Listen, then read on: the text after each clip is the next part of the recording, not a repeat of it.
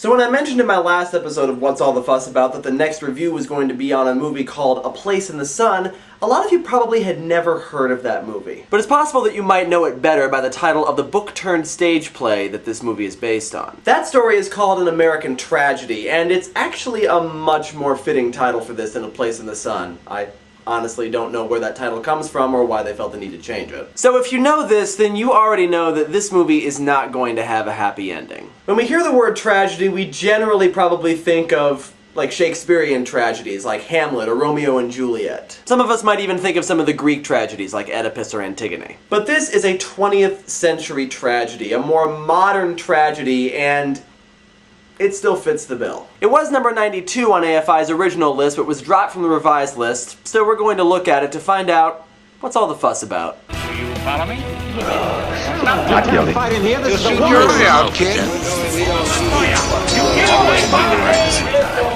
Why is the run go so serious? Say, if they saw me walking along like this with you, let's say I was making up to the boss's nephew. That's silly. I'm in the same boat as the rest of you. If you're an Eastman, you're not in the same boat with anyone. Well, I work along with you, don't I? Oh, sure. And pretty soon they'll move you up to a better job, and first thing you know, you'll find yourself in the front office. That's the last we'll ever see of Mr. George Eastman.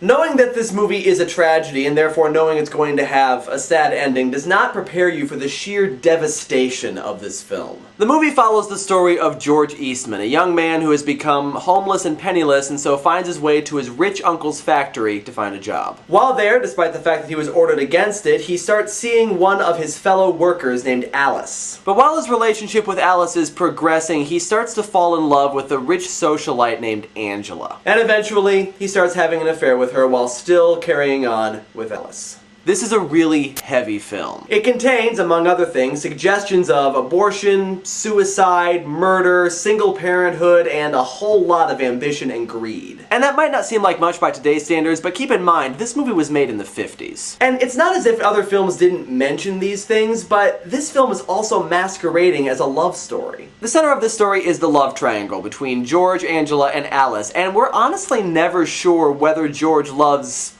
either one. Did he ever truly love Alice? Did he just go after Angela because she was rich?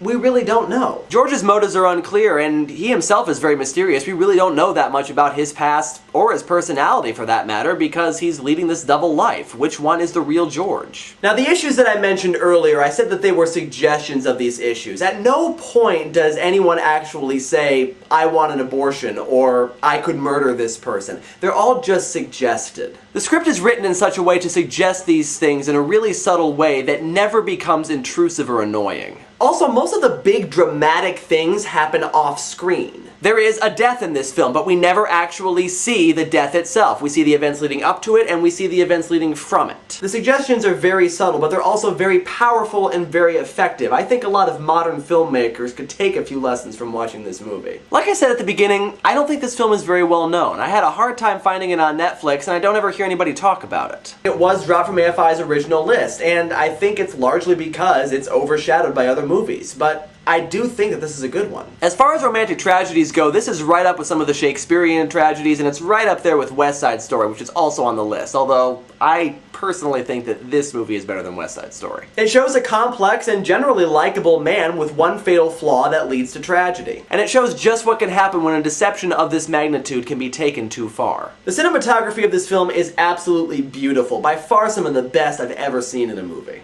If you want to see a really good romantic tragedy, this is definitely one to look at. It is a wonderfully put together film. The fuss was definitely merited. I wish it hadn't been dropped from the list, but there you are. On the worth meter, I would give this a worth owning. But if you do decide to watch it, I would recommend having a few episodes of Big Bang Theory on standby.